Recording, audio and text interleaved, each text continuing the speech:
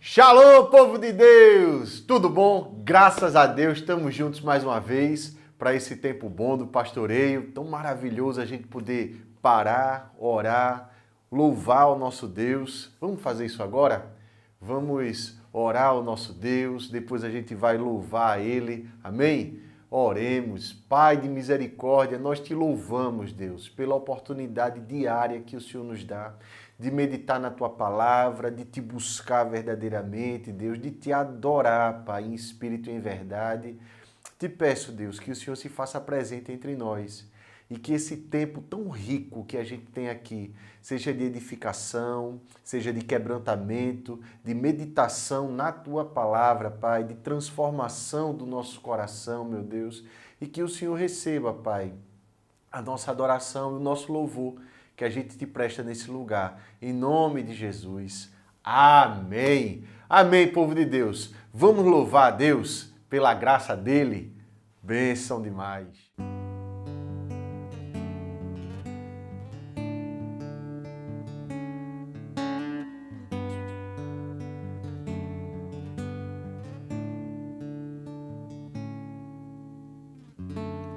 Ó Deus, me sondas, conheces-me,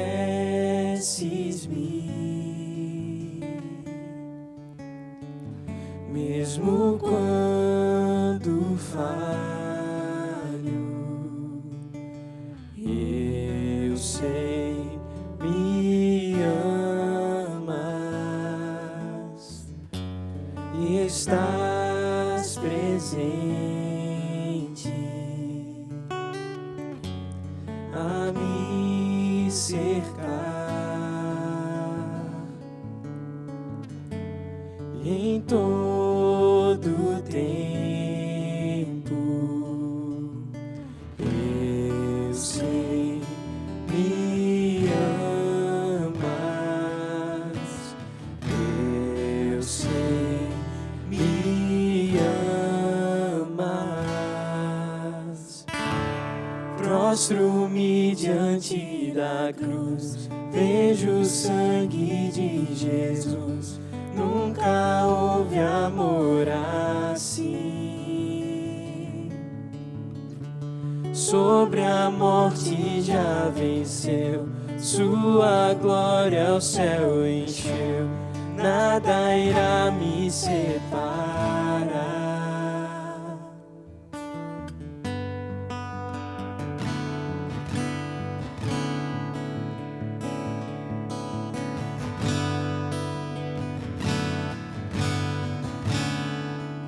Tu és meu guia. Tu és meu guia, meu protetor. Tua mão me firma, eu sei, me amas, eu sei, me amas. Prostro-me diante da cruz, vejo o sangue de Jesus. Nunca houve amor assim. Sobre a morte já venceu, sua glória o céu encheu. Nada irá me separar. O véu rasgou, o caminho abriu, tudo consumado está.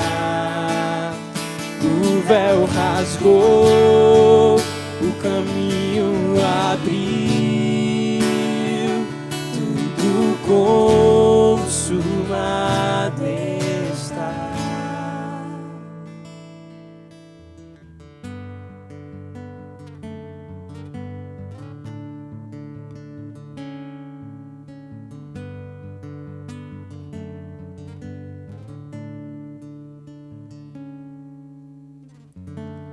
E quando tudo se acabar, estarei seguro, pois sei que amas, pois sei me amas. Prostro-me diante da cruz, vejo o sangue de Jesus. Nunca houve amor assim. Sobre a morte já venceu, sua glória ao céu encheu. Nada irá me separar. O véu rasgou, o caminho abriu, tudo consumado está. O véu rasgou, o caminho abriu, tudo consumado está.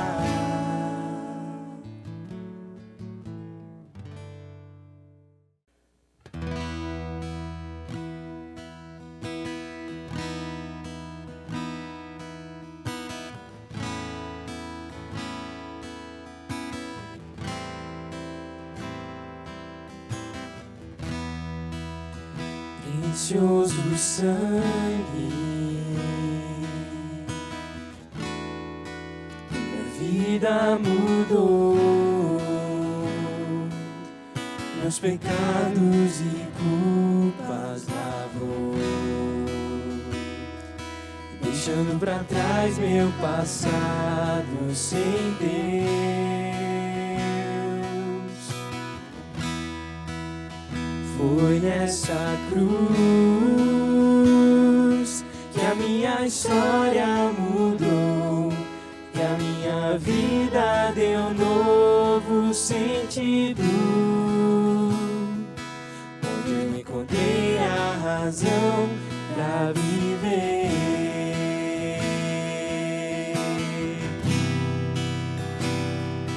Jesus,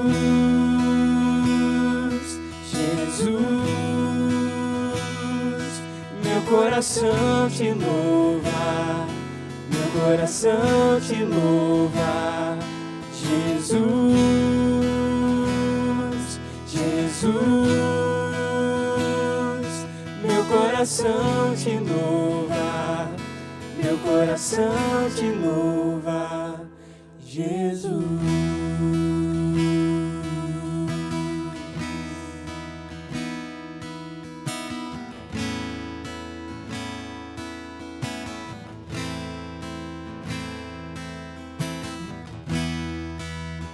Precioso sangue,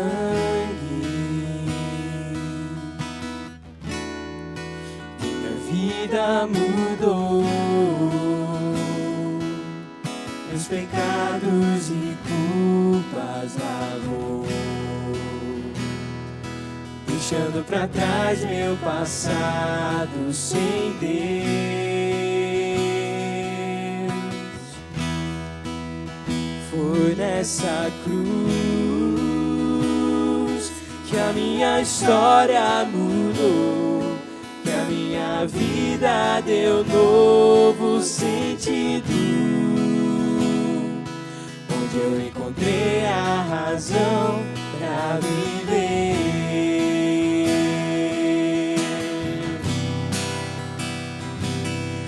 Jesus, Jesus, meu coração te louva, meu coração te louva. Jesus, Jesus, meu coração te louva, meu coração te louva. Jesus, Jesus, Jesus, Jesus. coração te louva, meu coração te louva, Jesus, Jesus,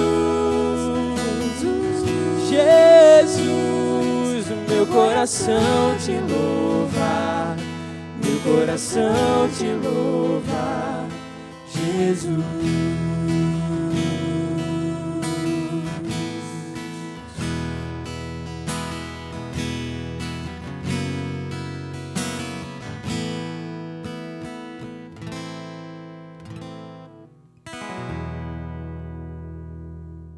Povo de Deus, hoje o texto da gente é Números capítulo 20.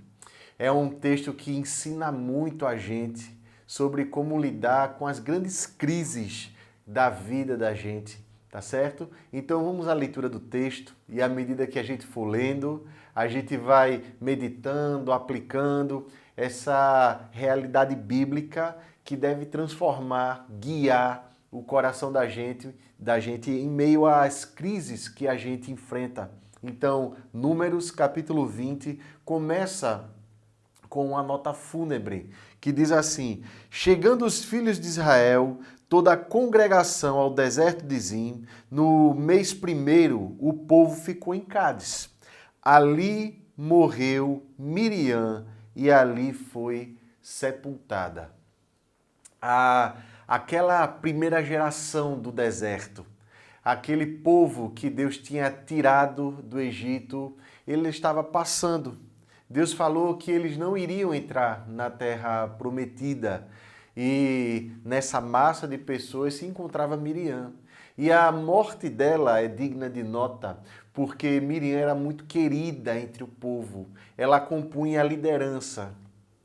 E teve assim uma presença muito importante na vida de Moisés. Foi ela que ajudou a mãe lá a livrar a vida de Moisés, os primeiros passos dele ali para ser adotado pela filha de Faraó. Ela acompanha Moisés em todo o percurso aqui do deserto e agora chegou a hora de Miriam ela se despedir. Ela faleceu e um primeiro ensinamento nosso aqui é que a vida, ela, por mais que a gente estivesse preparado, porque Miriam ela já era bem idosa, mas a vida ela traz consigo o luto, né, dos nossos queridos. Como é que a gente deve lidar com o luto dos nossos queridos? A Bíblia fala que esse povo santo, e Miriam, ela era crente, por assim dizer, ela foi salva. Esse povo santo é salvo. Então, nesse sentido, a gente descansa na certeza de que esse povo, apesar das suas falhas, não é salvo pelas suas obras, mas pela graça de Deus. E é a certeza que a gente carrega com a morte dos nossos familiares, dos nossos queridos. No entanto, logo depois da morte de Miriam, uma outra grande provação se abate sobre o povo. É a escassez, é o que a gente vai ver agora. Lembrando que esse povo todo está no deserto, né? E olha o que acontece, não havia água para o povo. Então se ajuntaram contra Moisés e contra Arão. E o povo contendeu com Moisés. E disseram, antes tivéssemos perecido, quando expiraram os nossos irmãos perante o Senhor. Por que trouxestes a congregação do Senhor a este deserto para morrermos aí, nós e nossos animais?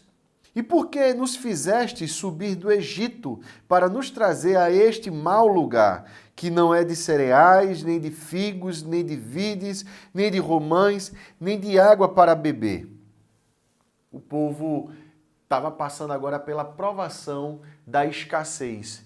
Então perceba, meus irmãos, que no deserto se passa por tudo isso. E é importante a gente lembrar o que é que o deserto simboliza na vida do povo de Deus. O deserto simboliza a nossa vida aqui na terra e tudo aquilo que a gente enfrenta nela. Então, nesse mundo, nós vamos enfrentar o luto, nós vamos enfrentar também a escassez, os períodos de vacas magras, E é isso que esse povo está enfrentando aqui. E é exatamente na provação que o coração se revela. E é essa provação aqui que revela que o povo, apesar de todos esses anos terem passado, eles ainda precisavam crescer, amadurecer, porque eles murmuraram mais uma vez. E o risco que eles correram, nós corremos. De, no momento da provação, a gente procurar um culpado para isso. De quem é a culpa da escassez? De quem é a culpa de estar faltando coisas? O que é que esse povo faz? Em vez deles verticalizarem a situação e olhar para Deus, eles horizontalizam e olham para Moisés, para Arão e procuram culpados para isso daqui. A gente corre o mesmo risco de quando a situação em casa está apertada, está difícil, a gente sai procurando algum culpado para a situação, em vez mesmo de procurar uma solução para o problema. Isso agrava mais ainda a situação, porque junto com a escassez, agora também tem que se lidar com corações irados, não é? É como a própria palavra fala, um abismo chama outro abismo.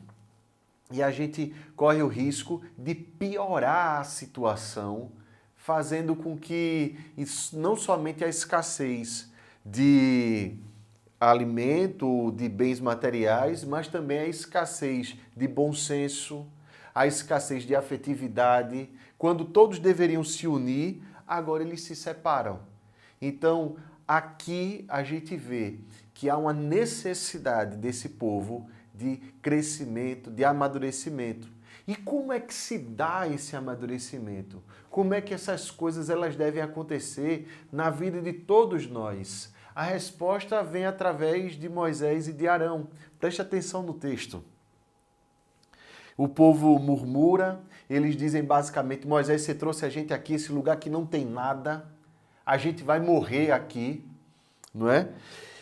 Versículo 6 diz, então Moisés e Arão se foram de diante do povo para a porta da tenda da congregação e se lançaram sobre o seu rosto e a glória do Senhor lhes apareceu. Meu irmão, minha irmã, Moisés e Arão eles vão para a porta da tenda da congregação, era ali onde a presença de Deus se manifestava. Então o que eles vão fazer não é simplesmente um ritual, mas uma busca sincera a Deus. E é importante a gente saber disso. No momento da escassez, a gente buscar a Deus. A gente não procurar um culpado para a situação simplesmente, mas a gente procurar quem pode resolver a situação. Quando a gente murmura e a gente deixa Deus de lado, a gente está dizendo de uma outra forma que a vida nessa terra depende somente da gente e que ninguém vem ajudar. É quando se instala no coração o sentimento de orfandade, uma orfandade cósmica, onde Deus ele não se importa com o ser humano e o ser humano está por si só. É isso que dá vazão a disputas por territórios, por recursos. É isso que dá vazão a tantas brigas, tantas mágoas, tanto egoísmo, a tanta mesquinharia. Agora, quando é que o coração se alarga? Quando é que, de fato, as nossas fronteiras espirituais, elas transcendem? Quando a gente, em espírito e em verdade, em quebrantamento, contrição, a gente vai buscar o nosso Deus, sabendo que Ele provê, que Ele intervém na vida da gente. Então eu quero te encorajar, meu irmão. Se você tem enfrentado momentos de escassez, em vez de você olhar para os lados, por favor, eleve seus olhos aos montes e saiba que o seu socorro vem do Senhor. E que Ele pode te ensinar não somente a lidar com o luto, mas também com a escassez. Tudo tem propósito e tudo compõe um ensino maior de Deus, que diz respeito a lapidar a nossa humildade, o nosso quebrantamento, porque isso abre no nosso coração espaço para o Espírito Santo operar e crescer. E apesar do cansaço proveniente do luto, proveniente da escassez, apesar da ansiedade bater a porta, esse Espírito Santo, ele fala de forma tão segura ao nosso coração que a gente simplesmente sabe e descansa que as coisas todas vão ficar bem e que a gente vive num mundo caído. E apesar do mundo da gente ser desértico, por assim dizer, no sentido de que a gente depois da queda tem que experimentar e lidar com isso, o nosso Deus, ele provê. Então, aos poucos, a gente vai crescendo.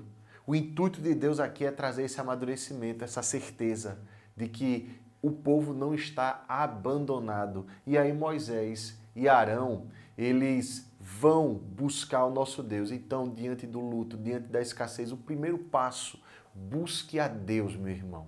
Não deixe para fazer isso quando um médico, por exemplo, disser assim para você, agora só Deus. Não deixe para fazer isso quando todos os seus recursos se esgotarem. Não deixe para fazer isso quando a situação estiver insustentável. Que seja a primeira coisa que você faça. Quando a coisa apertar, você se refugia e vai buscar o seu Deus. E diz assim a palavra em continuidade aqui. Disse o Senhor a Moisés. Somente esse versículo 7 aqui daria para a gente pregar aqui durante meses sobre esse Deus que intervém, esse Deus que responde. A sua oração, ela não é lançada num universo impessoal, ela é acolhida no trono de Deus. E é como se o teu Deus ele estivesse te olhando nos olhos, bem no fundo dos seus olhos, e dizendo assim, filho, eu vou te responder, eu falo com você, eu me importo com você, eu sei o que você está passando e eu vou intervir. E aqui Deus ele dá os passos para isso. Toma o bordão, ajunta o povo. Não é hora de se separar, Moisés. Não é hora de deixar o povo dispersar, não é hora de deixar o povo sair cada um por si, procurando uma solução. Ajunta o povo, tu e Arão, teu irmão, e diante dele falai a rocha, e dará a sua água. Assim lhe tirareis água da rocha, e dareis a beber à congregação e aos seus animais. Então Moisés tomou o bordão de diante do Senhor, como lhe tinha ordenado. Moisés e Arão reuniram o povo diante da rocha, e Moisés lhe disse, ouvi agora, rebeldes, porventura faremos sair água desta rocha para vós outros? Aqui Moisés, até aqui ele estava indo muito bem, não é? Ele levanta, escuta a voz de Deus, Deus dá instruções muito claras. Meus irmãos, a instrução do nosso Deus no momento de crise nunca é da gente agir com emocionalismo, a gente deixar simplesmente o desespero, a ansiedade, o medo, a angústia, o abatimento tomar conta do coração. Agora é hora de manter a serenidade. Deus ele está falando e a voz de Deus é suficiente. Porque se o Deus do universo que criou todas as coisas e que é o dono de todas as coisas, ele fala ao teu coração que vai ficar tudo bem, é porque vai ficar tudo bem. E mais do que isso, ele tem um ensinamento por trás disso daqui. No Novo Testamento, Paulo revela que a rocha que solta, que mina água, é Jesus Cristo, é a rocha espiritual, que mata a nossa sede espiritual. Esse é o ensinamento que Deus quer trazer aqui. E que esse Jesus, ele é o Emanuel, ele é o Deus conosco. Ele é sensível à nossa voz. Deixa eu fazer uma pergunta para você. Qual foi a oração que Jesus fez que ficou sem resposta? Qual foi a oração que foi ignorada pelo nosso Cristo? Até mesmo um toque na franja, na orla das suas vestes produziu cura porque a pessoa tocou com fé. Até mesmo uma ordem à distância fez com que o servo de um centurião fosse curado.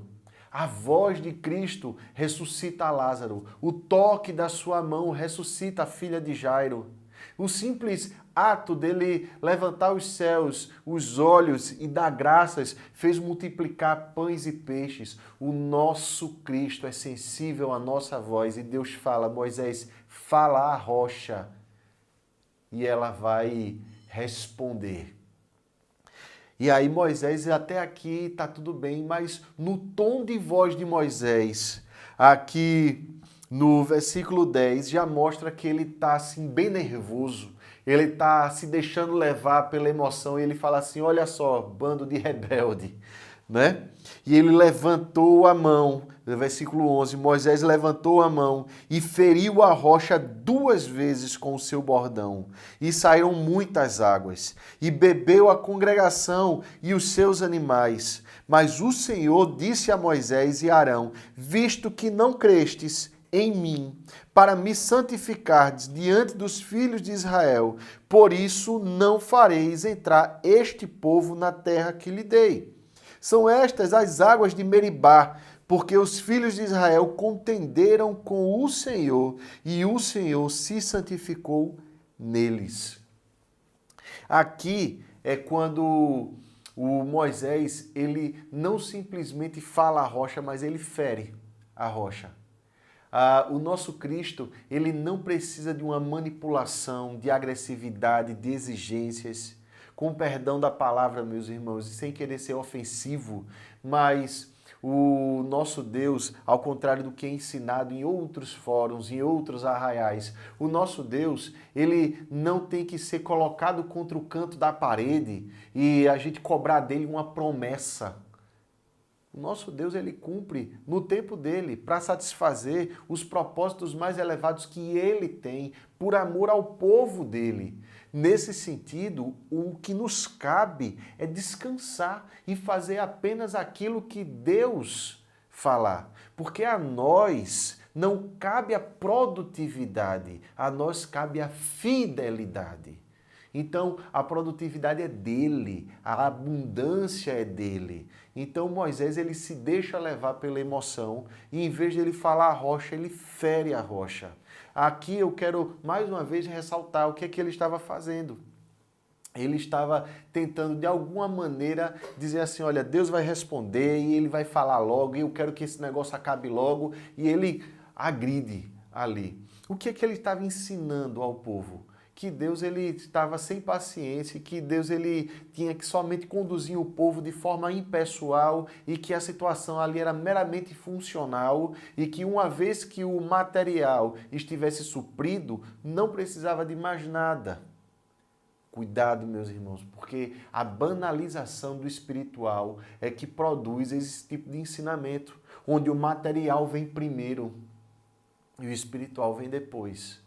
Quando, na verdade, quando a gente está bem preparado espiritualmente, a gente lida com a escassez do deserto com muita tranquilidade. Evidentemente que não com conforto, nem querendo aquilo, mas com o amadurecimento de saber que a seu tempo Deus vai prover e que a gente não precisa se desesperar, que o desespero ele só produz coisas ruins. Não é? Mas essa saga do deserto, ela não termina por aqui, ela prossegue, porque uma outra provação vai se abater sobre esse povo. Eles já lidaram com o luto, a escassez, e agora uma outra contingência se levanta, uma outra provação se levanta.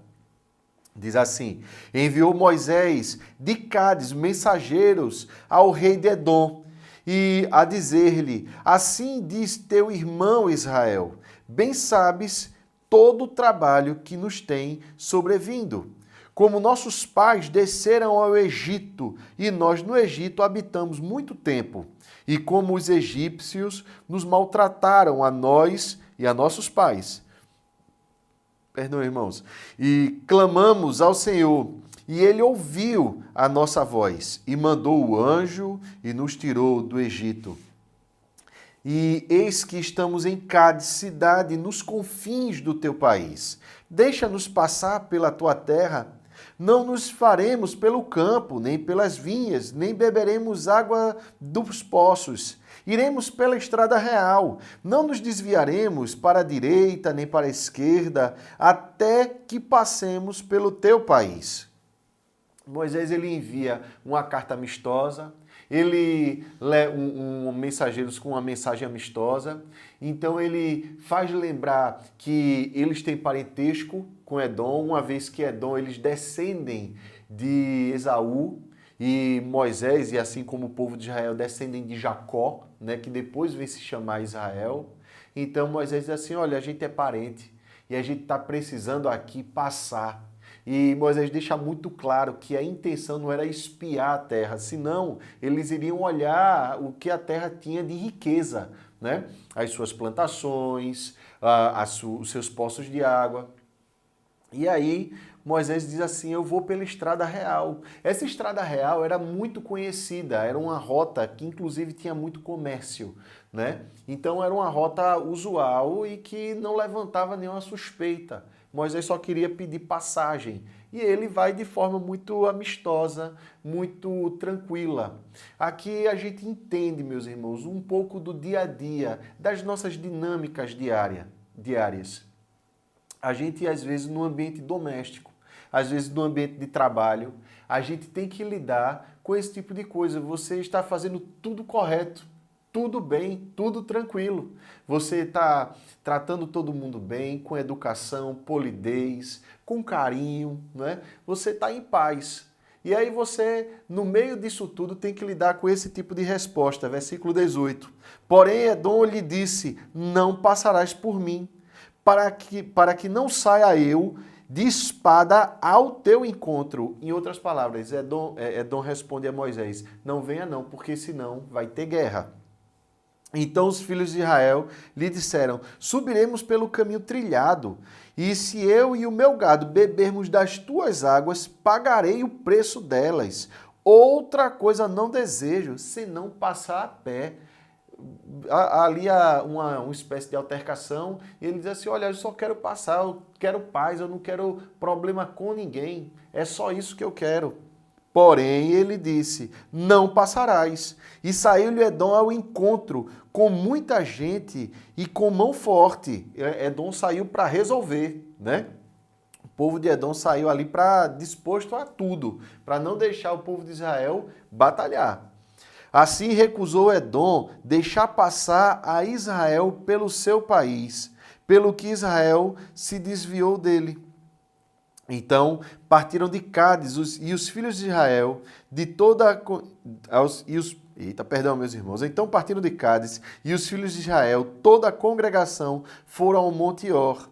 Disse o Senhor a Moisés e Arão no Monte Or, nos confins da terra de Edom.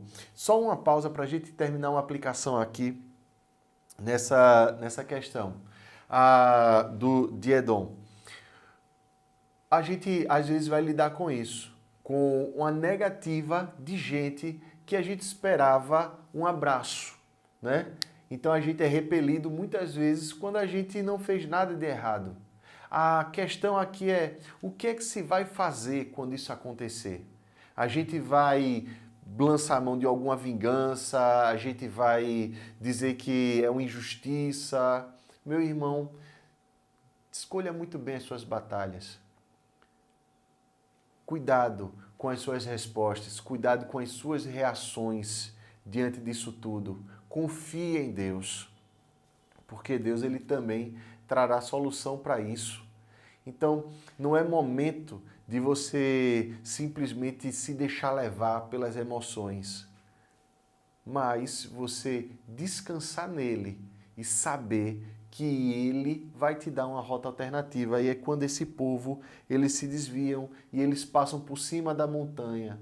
É nesse sentido que eu vi um senhor falando assim, ele disse, se Deus ele não abrir o mar, ele vai fazer a gente andar pelas águas. Então a gente não depende das pessoas. Se elas quiserem ser instrumento de Deus para abençoar, amém, glória a Deus. Se não, meus irmãos, não se deixe levar pelas emoções. Abra mão da sua mágoa, perdoe, né? E caminhe na paz de Cristo. Então, até aqui, esse texto nos ensina exatamente isso. Se a gente se deixa levar pelas emoções, a gente piora a situação. Mas quando a gente aprende a reagir de forma santa, a gente alivia, a gente atenua toda essa vida nossa aqui nesse deserto. Mas a gente ainda vai para um outro e último ensinamento aqui. É exatamente esse do versículo 24, quando o povo estava nos confins da terra de Edom. Arão, Deus diz assim, Arão será recolhido a seu povo, porque não entrará na terra que dei aos filhos de Israel, pois fostes rebeldes à minha palavra nas águas de Meribá. Toma Arão e Eleazar, seu filho, e faze-os subir ao monte Or. Depois, despe Arão das suas vestes e veste com elas a Eleazar, seu filho, porque Arão será recolhido a seu povo e aí morrerá. Fez Moisés como o Senhor lhe ordenara. Subiram ao monte Or, perante os olhos de toda a congregação. Moisés, pois, despiu Arão de suas vestes e vestiu com elas a Eleazar, seu filho. Morreu Arão ali, sobre o cimo do monte, e dali desceram Moisés e Eleazar. Vendo, pois, toda a congregação que Arão era morto, choraram por Arão 30 dias, isto é, toda a casa de Israel. Mais uma vez, eles têm que lidar com o luto. No entanto, existe mais do que o luto aqui. Um primeiro ensinamento de cara aqui é que Arão, ele estava simplesmente colhendo do fruto daquilo que ele semeou junto com o povo. Ele se deixou contaminar pela murmuração do povo, ele foi rebelde junto com o povo. E agora não é Moisés que chama o povo de rebelde, mas é Deus que diz que Arão assim o foi. E ele diz assim, agora está na hora de Arão passar o bastão. Algo que é importante a gente saber aqui é que Deus ele não estava simplesmente condenando Arão ao inferno por conta da obra de Arão. Pelo contrário, ele estava abreviando o tempo de pecado de Arão e dizendo assim, eu vou recolher ele. E é interessante a forma como Arão, nesse nível aqui de maturidade, ele aceita de forma resignada aquilo que lhe vai acontecer, sem protestos, sem murmuração, e ele simplesmente se dá ao momento. A forma como Arão lida com a morte e posteriormente o próprio Moisés é de gente que chegou a um ponto de amadurecimento da fé, que sabe para onde vai quando se despedir desse mundo. Que quando fechar os olhos aqui pela primeira vez, se vai abrir os olhos na glória. É isso que Arão faz. E ele passa o bastão a seu filho. O outro ensinamento profundo que a gente tem aqui é que Arão, ele era o sumo sacerdote, não é? Ele funda uma linhagem. E isso o próprio Deus coloca para o povo como ordenança. E aí, aqui ele passa esse bastão. O povo não ficaria sem um sumo sacerdote, sem uma figura de Cristo que os levasse a Deus. Então, essa figura do sumo sacerdote era muito mais do que a figura de um religioso ali que traria estabilidade emocional ao povo, mas era uma figura que simbolizava que a presença de Deus estava ali e que iria continuar pelas gerações vindouras, por aquilo que viria. Meus irmãos, essa é a certeza que a gente tem no nosso coração, que a gente tem que pregar à nossa família, aos nossos filhos, a gente dá o nosso testemunho como líderes da nossa casa, como pastores da nossa casa. A gente prepara novas lideranças para a honra e para a glória e em obediência a Deus. Então, Deus ele coloca os filhos na vida da gente muito mais do que para satisfazer a nossa afetividade ou mesmo as nossas frustrações daquilo que nós não conseguimos realizar na nossa vida e agora a gente projeta na vida dos filhos. Não é isso. O nosso Deus, ele desafia cada um de nós a criar filhos para o reino, para glorificar Ele, para continuar um testemunho do povo que pertence a Ele. E é esse o caminho da gente. Essa é a melhor forma de amar os nossos filhos. Esse é o melhor legado, é a melhor herança que pode se deixar aos filhos. Temor ao Senhor diante de qualquer cenário, seja no luto da tia de Eleazar, que era Miriam, seja na escassez do deserto, seja na dificuldade em lidar com pessoas, a gente precisa ensinar essas coisas todas. Olha, filho, olha, filha, se resolve assim. E mais do que isso, perceba que em todo o contexto, essas entrelinhas que não precisam ser tão esmiuçadas para a gente perceber, é que Deus ele chama a gente a dar o exemplo. Moisés e Arão deveriam dar o exemplo aqui. E aí, a gente dá o exemplo aos nossos filhos. Essa é a única forma de ensinar de forma eficaz, é através do exemplo. Arão é recolhido. O que é que cabe ao povo? O luto, o choro. O choro pela morte, e a palavra fala que toda a casa de Israel chorou, é algo profundamente natural, não é? A gente se entristece, sente saudade, tem que lidar com ela, faz parte. Isso não é algo que é estranho a nós. Deus ele não faz com que a gente se torne uma espécie de estoico gospel, por assim dizer. Deus ele dá espaço para a gente lidar com os nossos sentimentos de tristeza, né? Deus ele sabe inclusive o que é perder um filho, porque ele perdeu um. E ele manifesta tristeza, fazendo a terra entrar em luto por horas. Aí. Então, o luto, o choro faz parte. Mas a vida continuou. E aí a vida vai continuar no capítulo 21. E esse povo, nessa saga do deserto, vai até onde Deus disser que vai. Assim como a nossa vida. A nossa vida não para, mas tem que ser bem vivida. E ela só é bem vivida se a gente pegar os ensinamentos que o nosso Deus nos dá e a gente praticar, colocar na prática. Não ser simplesmente ouvinte, mas praticante da palavra.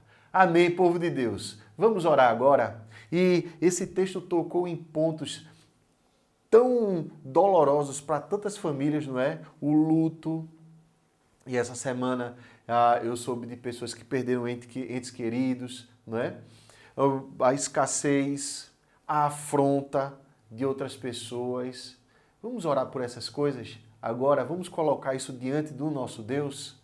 Pai de misericórdia, nós te louvamos, Senhor, pela tua palavra e porque ela coloca o nosso contexto de vida, o nosso contexto interior e aquilo que a gente vive no dia a dia. Pai, tem famílias que estão enlutadas, Deus. Perdas de parentes, Deus. Entes queridos que deixaram saudade. Que o Senhor tenha misericórdia, Pai. E que o Senhor conforte corações.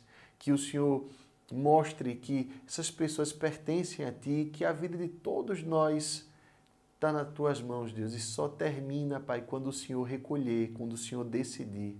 Então consola, conforta, ensina a lidar com a saudade, Pai. Deus, tem famílias também que têm enfrentado a escassez, Deus.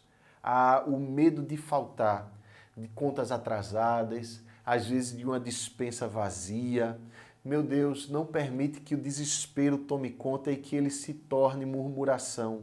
Não permite, Deus, que a nossa mesquinharia dê lugar a contendas, a brigas, Deus.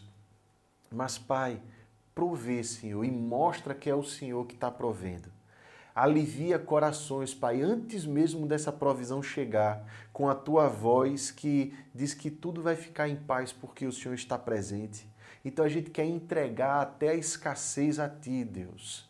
os tempos difíceis, Pai, as vacas magras, Deus, a Ti, na certeza de que é o Senhor que vai prover.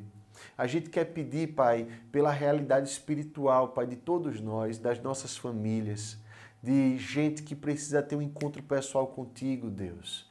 E gente que quer, às vezes, te manipular de alguma forma, te ferir, Pai, para ter aquilo que se quer, te chantagear de alguma maneira, Deus. Deus, perdoa, Pai. E mais do que isso, mostra o teu amor, Senhor, e a tua graça, e mostra que é somente pela tua graça, Pai, que nós temos qualquer coisa nesse mundo. Nos ajuda, Deus, a discipular os nossos filhos, Pai, todos os dias, através de todos os meios, Pai. Seja no momento antes de dormir, ali naquela devocional gostosa, Pai, ao pé da cama, ou seja, Pai, nos grandes exemplos que a gente tem que dar, até quando a gente não se sente observado por eles, Pai. Abençoa-nos, Deus. Derrama a tua graça sobre nós. Quero te pedir ainda, Pai, pela nossa igreja e por todos os ministérios, Pai, da nossa igreja. Continua fortalecendo, continua fazendo com que cada líder, Deus, seja um servo teu, uma serva tua, Deus. Levanta mais líderes, Pai, para também novos ministérios, aquilo que o Senhor tem desafiado a tua igreja, e em especial a temporada de acampamento que tem se aproximado, Pai. Que seja assim um tempo de encontro contigo, Deus, e que as portas do inferno não prevaleçam, Deus, e pessoas venham a se converter, venham a te conhecer verdadeiramente e se entregar de forma quebrantada e total a ti, meu Deus. Nos abençoe em tudo, Pai, no nome de Jesus. Amém. Amém, povo de Deus. Que Deus continue abençoando você e toda a sua família. É uma bênção, é um privilégio a gente caminhar aqui. Deus abençoe demais, povo. Bênção.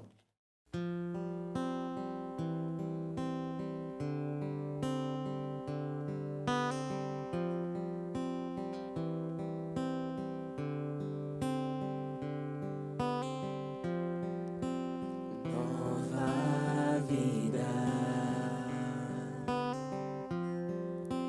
para sempre. Uma família, alegria.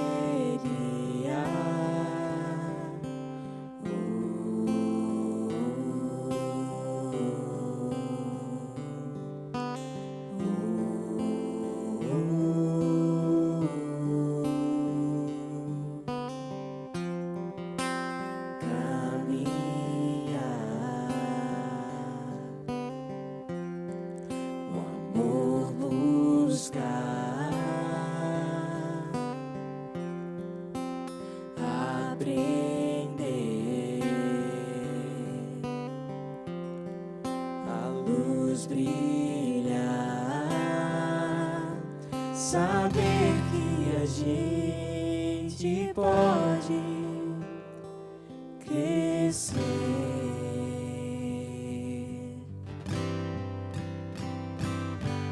Viver, chorar, dançar e se alegrar.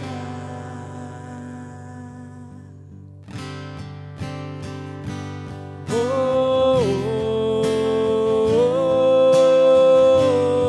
oh, oh, oh, oh, oh, oh, oh, oh, oh,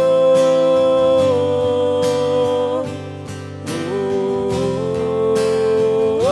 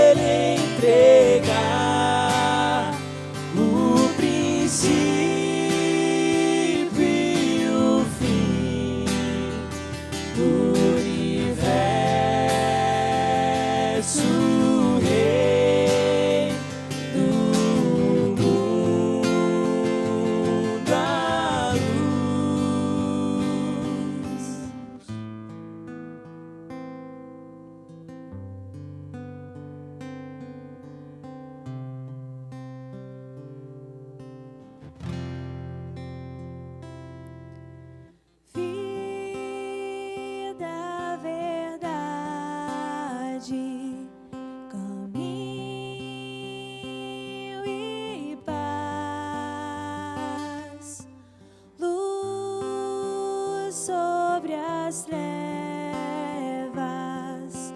Redentor, e da verdade, caminho e paz, luz sobre as trevas, Redentor,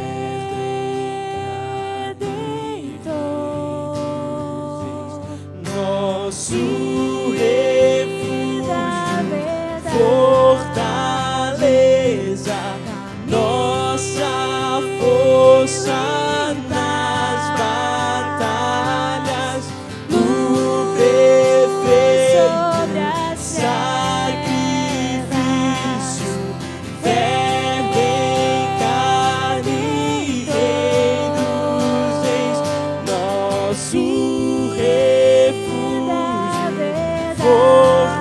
fortaleza, nossa força nas batalhas, no perfeito sobre as sacrifício, Verbo em carne, Rei dos reis, nosso refúgio,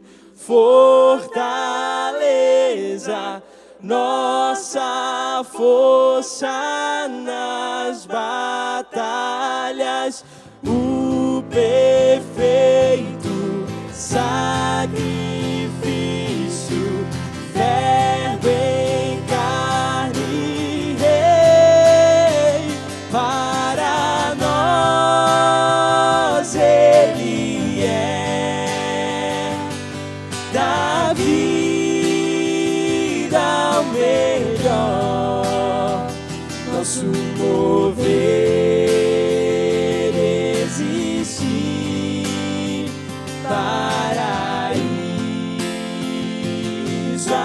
aqui, só